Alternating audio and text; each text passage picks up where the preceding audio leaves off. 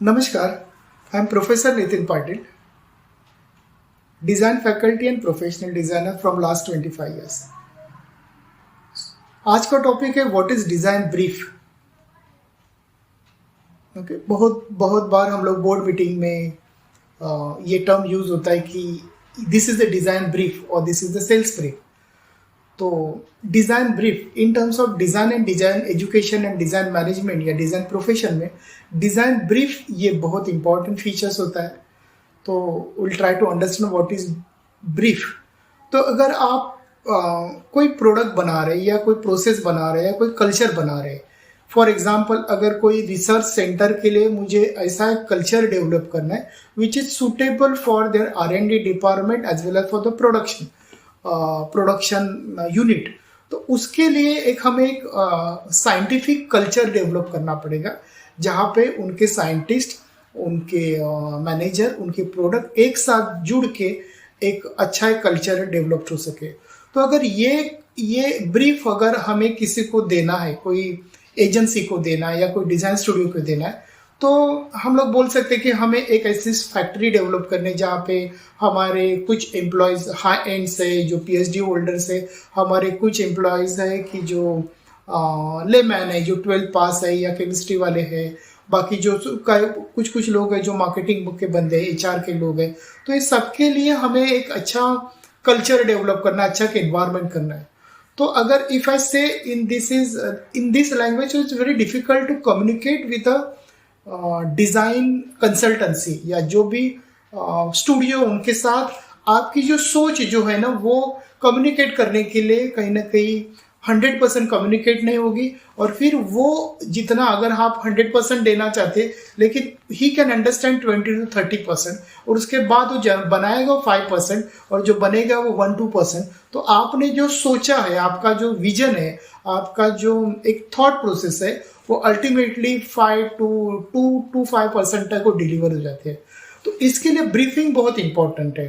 तो अगर आप ब्रीफिंग अगर प्रिसाइज कर लेते हैं, डेफिनेट कर लेते हैं, बहुत केयरफुल कर लेते हैं, तो in short you can say कि to design a culture for R&D centre which has the global level management systems, and they're using a lot of softwares, and they have to create an environment which has the maximum efficiency. So this you can say in one paragraph you have to brief properly. Okay, so briefing अगर आप precisely कर लेते हैं तो वो एक important winning एक point हो सकता है, क्योंकि आपका ब्रीफिंग अगर परफेक्ट है, 100% है, 80% है, तभी you can design a good product और गुड कल्चर और good process, you know. So design briefing is very important है।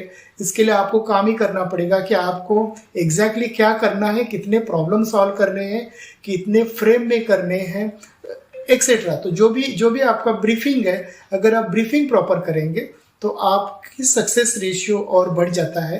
And this is one of the important skills that you develop basically specially for the designer. अगर आप कोई product design करते हैं तो exactly product किसके लिए कर रहे हैं, प्रोडक्ट में क्या प्रॉब्लम सॉल्व कर रहे हैं, प्रोडक्ट कितना, मतलब जो भी यूज़र पॉइंट ऑफ व्यू, तो उसके क्या एक्सपेक्टेशन है, तो ये अगर परफेक्टली अगर हम लोग प्लान करते तो प्रोडक्ट सक्सेसफुल होने के चांसेस बहुत बढ़ते। So in short, you can say design brief is a very appropriate and very definite way of communication, of verbal, visual, and feeling to a agency or the design studio to design your dream, maybe the product, maybe the process, maybe the culture, whatever you want. Okay, so this is, you can say, a design brief. Okay, so hope so. Any student who want to make a career in interior design or in design, he can start working, making a design brief.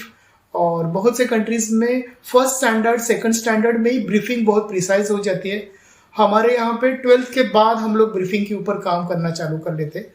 तो अगर my request और schools and institute, अगर उन्होंने faculty के साथ अगर briefing precise चालू किया, how to brief your project, अगर उसके साथ अगर हमने बढ़िया काम किया तो फ्यूचर में जाके जो student want to enter into this innovation field, they can come with a very definite, very productive and very practical solution. Thank you.